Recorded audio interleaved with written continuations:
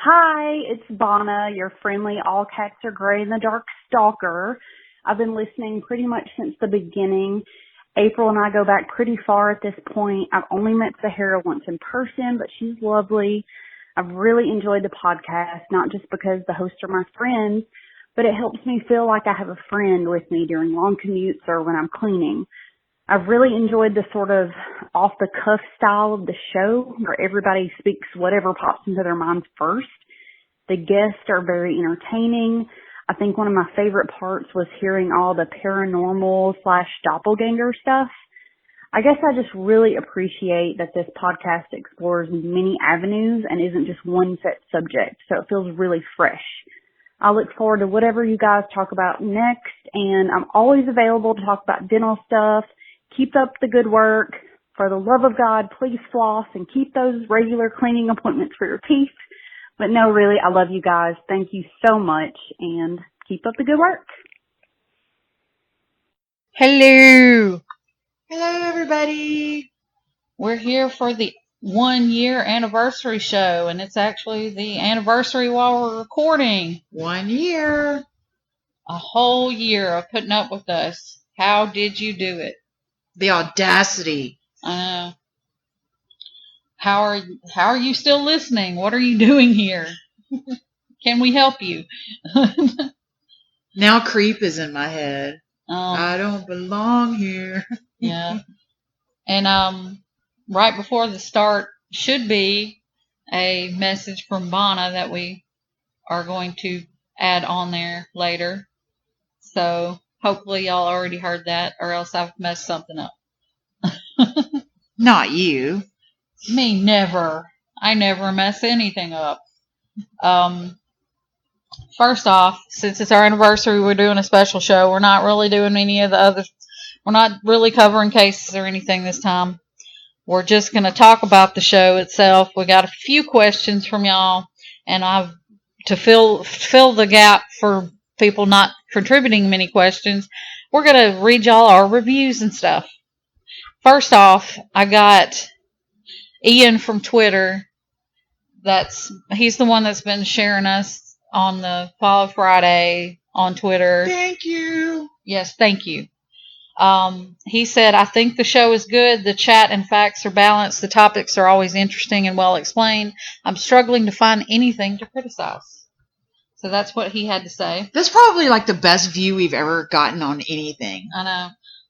And now I've got all the rest of the reviews from our iTunes that we have right now. By the way, go leave us reviews if you listen, because those help us out and show other people that we're worth listening to. So please go do us reviews either on Facebook or iTunes. Please, please, please, or wherever you listen. If there's a place to submit a review, do it. And on special occasions like this, we'll even read them, good and terrible. Yes, we will. Okay, here we go. This one is, I think this is actually Bonna. The screen name's familiar to me, so I think this one's actually Bonna. She was one of the first people to leave us a review, but I'm going to read it anyway. Who knew a podcast about serial killers and spooky getaways could be so charming? I really enjoyed listening. It felt like I was getting to overhear some good gossip. Loved it. So, thanks, Bonna. I'm pretty sure that's her just because of the screen name. We love you, Bonna. This person says, I'm a huge fan of True Crime Podcasts. Listened to the first episode, and it was pretty good. You got a new sub out of me. Ooh. A subscription or a... I was just going to say, sub? Different kind of sub. No. Their screen name is MJVLA, so thanks. Thank you. Thoroughly enjoyed the pods these ladies have put out so far. Keep it up. And that's from somebody named Moneybags. Oh, I like that name. Can you please give us money then? Like, really. I listen to a lot of podcasts. Like money. Yeah. This person says, I listen to a lot of podcasts and very few I will go past a single episode. Not this one. I have listened to all the episodes and am waiting for more, not for the squeamish or anything with anyone with delicate sensibilities. And their screen name is Broiler47. So thank you, and that's true. We are not for the squeamish or delicate sensibilities. No, definitely not. Not for children. We're not for the. We don't even like children. Well, there's a couple. There's a few. It's rare. Kind of like my own.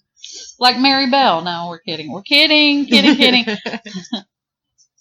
And only the true crime people will actually get that. Right. They'll be like, who's Mary Bell? Who's Mary Bell? Yeah. Anyway.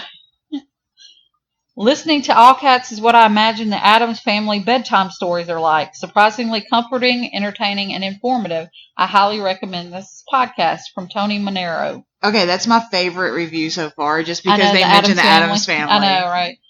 I'm completely fascinated by these interviews. Subjects are amazing, and the host knows how to ask questions that let the subject speak and doesn't interrupt them. If you have an interview podcast, come take notes.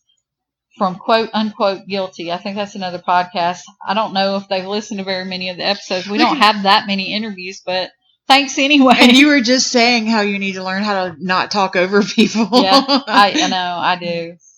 I'm bad about it. It's not any disrespect to other people. I just have a brain that doesn't work very well. Like it's just, I immediately have to spit out something or it leaves my brain completely. That's what I was going to say. Yeah, you have to say it right when you think it. Yeah. Yeah, or it's gone. 10-second Tom. Mm-hmm. This is a charming show that offers both chills as well as new information on old cases and themes. Check out the second episode on Haunted Places and see if you enjoy it as much as I did. Ill Will 4444. You know, that was one of my favorite episodes too so far. Is I love anything haunted anyway, but going through the list of the coolest haunted places around the world, that was interesting. Mm-hmm. I'm always on the lookout for new true crime and paranormal podcasts to binge while I'm at work, and this one meets all my usual criteria. Charming hosts, solid storytelling, a variety of topics, a good mix of well-known and lesser-known cases. Super happy I stumbled upon this one. Highly recommend it. The Carroll Sisters. I think those are also some other podcasters. You know, that's the second review that we've been called charming. I know. I don't think they know us very well. If you met us in person, you'd be like, okay, they're the opposite of charming. I can be charming. Yes. I can very rarely. Anyway. And it's usually more in a sexual way. It's usually like, I'm trying to charm you into bed. Turn the charm on. Mm-hmm. I can't tell mine apart in the dark, but I'm enjoying your spooky paranormal stories. Thank you. I think they mean cats because of all cats are gray in the dark, but yeah. Oh, gotcha. But that's a bit confusing. Yeah, it was oddly worded. So, and that's from Spooky Booze, which is another podcast. Very creepy and awesome show. Must listen. Sean from Sensibly Cynical. That's another podcast. And yes, we are very creepy. Yes, we are creepy. We're more creepy than charming, honestly, in person. We're creepily charming. I know, right? These ladies are very entertaining. I love that there's a mix of spooky and funny. I binged all the episodes in one day and can't wait for new episodes. Tanya from TNT, Crimes and Consequences. Holy shit, she binged us like a Netflix show? Yeah. Okay, I love her. I listen to a lot of podcasts in general, but specifically a lot of true crime and scary podcasts, and this show is different from all of them in a great way. The hosts are amazing, and I love the stories they provide. Consider me a fan. I'm just getting in your lap now. Okay. I feel like we're having therapy over here. Consider me a fan. I'll just read you all the good shit people say about us, and it'll make you feel better, right? And that's from Things Unwanted. I have Things Unwanted. Love this show. Always keeps me interested, and always look forward to new episodes. Tabby from Your New Best Friends podcast. I've listened to that podcast. That's a good one. I'm going to recommend that one. Yeah. I think we have swapped shout-outs with them before. I can't remember. Yeah. Excellent find. We came across your show in Instagram and decided to give it a listen. Very glad we did. The hosts are a breath of fresh air and a joy to listen to. The topics are interesting and binge-worthy. Keep up the great work. Cannot wait to binge more content. Heart from Yergi and Drewby from the Misery Machine. So now we're creepy, charming, and a joy. A breath of fresh air. And a breath of fresh air. I'm like, more like a breath full of smoky clove. I am so digging these compliments. I know, right? It's nice to hear this shit. We just need to read through these daily as affirmations. I know. I love this podcast. The hosts are super knowledgeable and funny. The topics in each episode are very interesting. You're going to love it too. Yes, you will. Ghostly Podcast. The hosts are entertaining and knowledgeable, very informative and interesting. Looking forward to more episodes from Ridiculous Patronus. Ooh, Patronus. I know. I wonder what their Patronus is. What's your Patronus? I can't remember, but it was something really stupid. And I was just like, well, I guess that works. I'm a deer. Not remember. According to Harry Potter's whole world site what. thing, I was a deer. Mine's something stupid like a slug. Yeah, I don't know. I can't remember. It's like a donkey or something dumb. Oh, that's great. I can't remember. Donkeys I don't are really cool. know Don't down donkeys. I don't got a problem with donkeys. It's just you want something really coul, you know? Like a dragon or something. Yeah. I want a dragon or a unicorn, and it's like, you're a donkey. I honestly don't remember what it was, but it was something dumb. And now we're to the questions. We ran out of all the compliments. Aww. So there wasn't any bad reviews, or are we just skipping the bad reviews? No, we are 5 stars right now. That's amazing. Somebody's probably going to leave us one after this, but but hey, we're just happy to get reviews at all. We're excited about it. Absolutely. That was a breath of fresh air in itself. I needed that.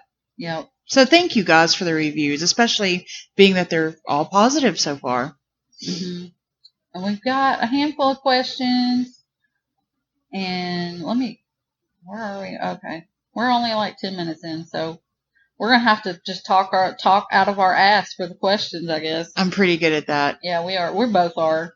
We love to ramble and talk about ourselves because it's what we do. Everybody has a narcissistic side. Really?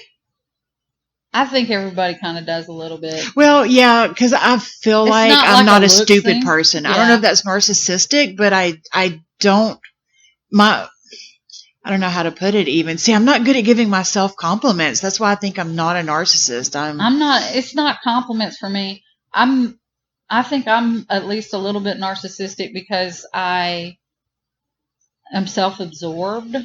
Like I get caught up in my own drama and what's going on with me, and I just kind of block out the rest of the world a lot of the time. And I don't mean to. I try to be a better person, but sometimes it just gets the best of me. There's days where I'm just like, woe is me. Everything is about me, you know?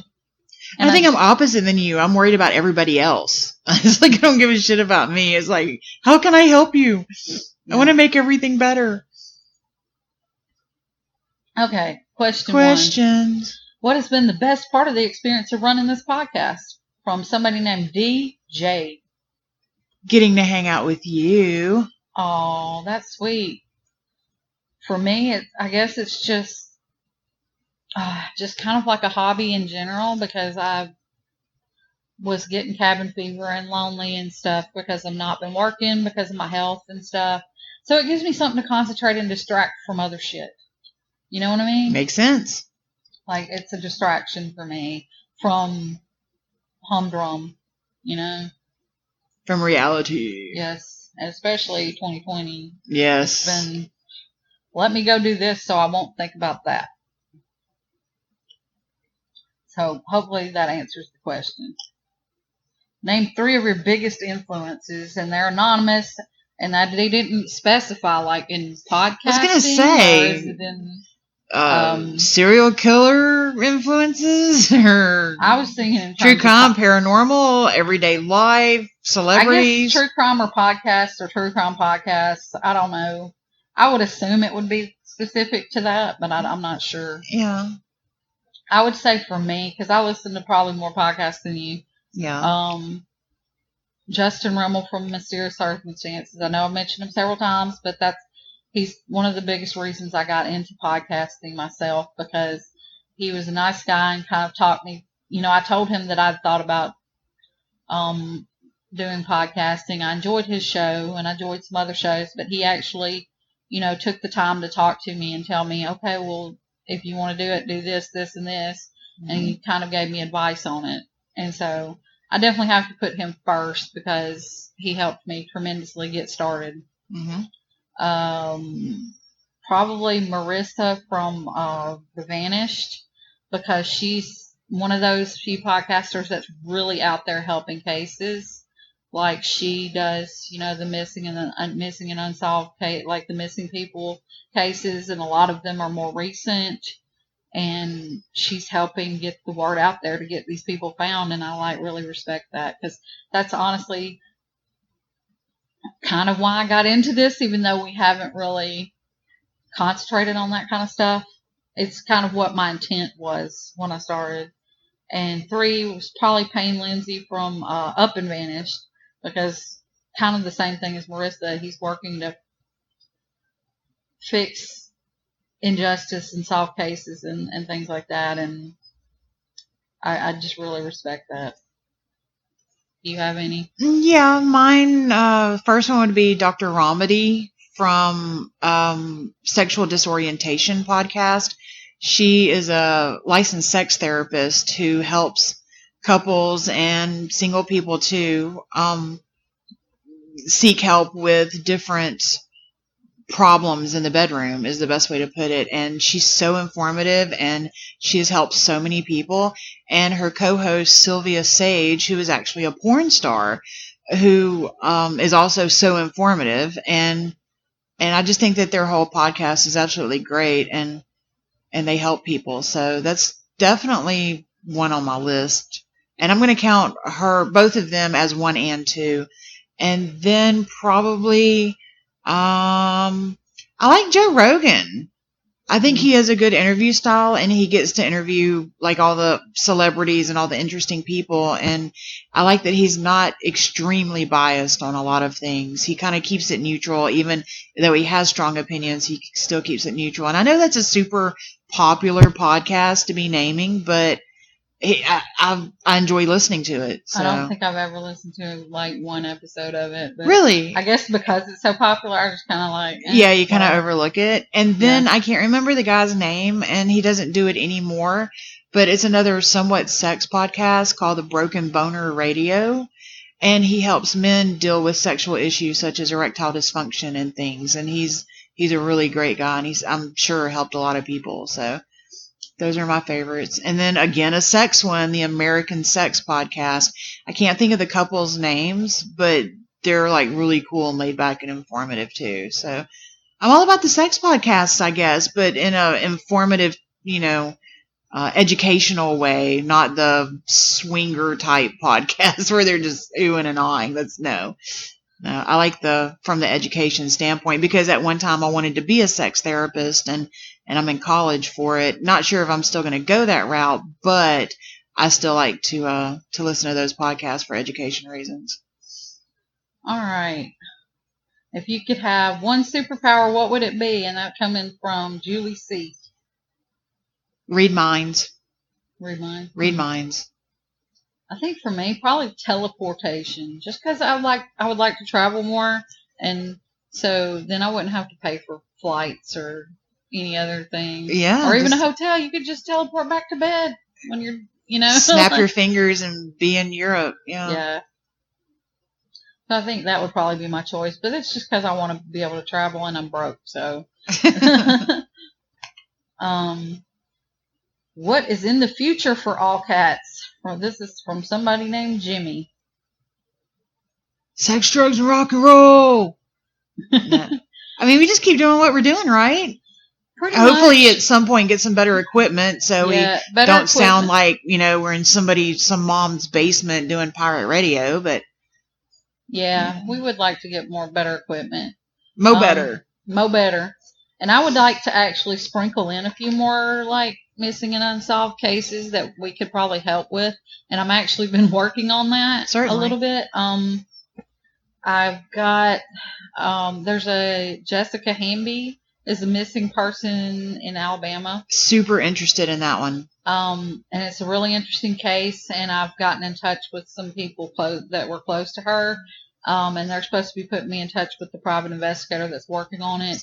And she's been missing for a couple of years now. So I think it's 2 years now. And has 3 children. She would never go away from her children.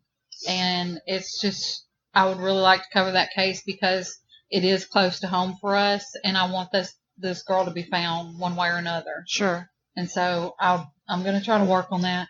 And I, like I said, I would like to sprinkle some more of that kind of thing in, just because I feel like if we can help, we will help. Always. So if you've got a case for us in that line of thinking, a missing person or an unsolved case that you feel like we could get the word out there and help, then please let us know. Because that's and there's my so plan. many more missing person cases coming about recently. Yes, there are. And I feel like that's probably more sex trafficking now too. I agree. It's happening a lot. Unfortunately, I have to agree on that.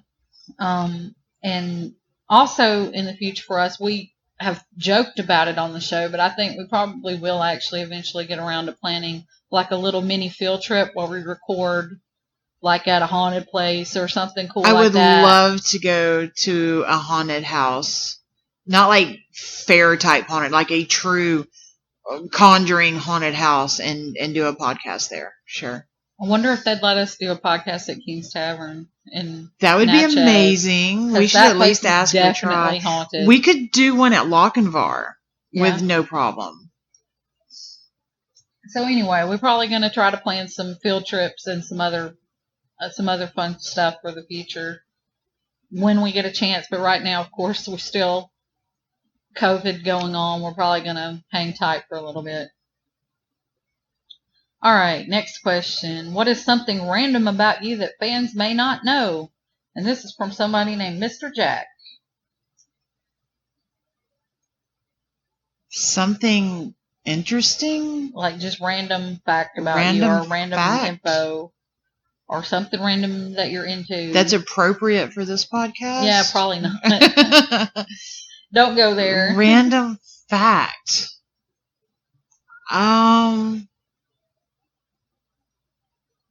Gee, I don't know. There's nothing. I mean, pretty much, I'm just me. Random fact. God, I'll let you go first. Yeah, I can't think of a random fact. I can't even think of what all I've mentioned on the show. I'm an author. I think I've mentioned that at some point, but not everybody may know that. Yeah, I'm trying to go through because usually my first random fact is I hitchhiked with a serial killer. That's like a random interesting fact about me. Yeah. Maybe the fact that you play pretty much all instruments. I can play pretty much any instrument you put in my hand. Yeah, I guess that'd be it. I can play music.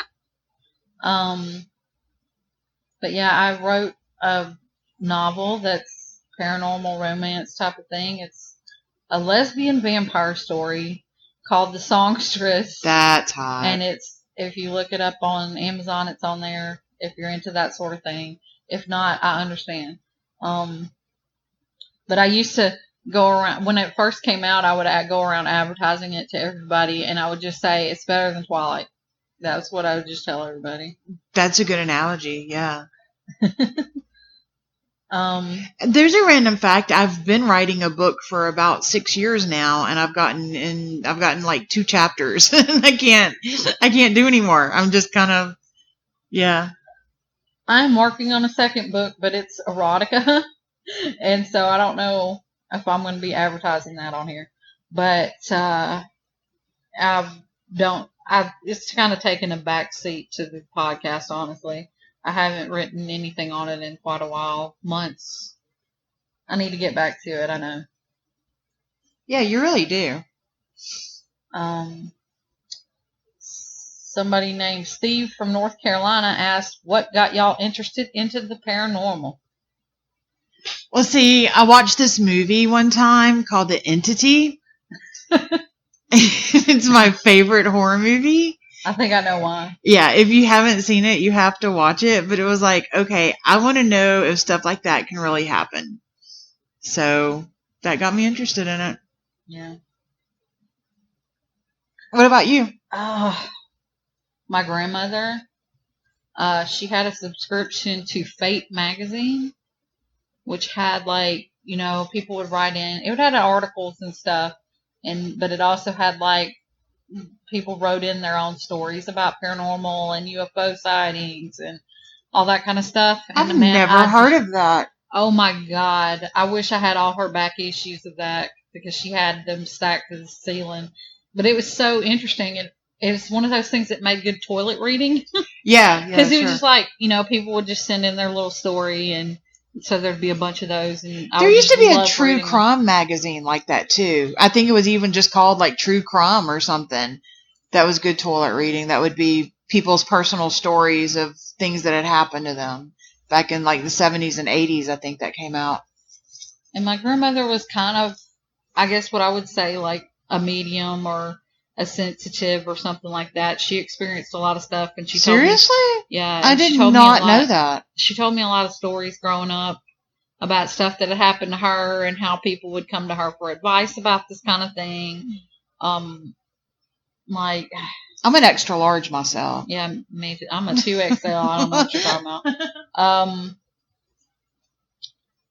So yeah, that's kind of what got me into it, is that my grandmother was always into it. And I found it fascinating. I was constantly stealing her fake magazines to go read in my room, Every time she came over, I would grab them and run. So that's pretty much what got me into it.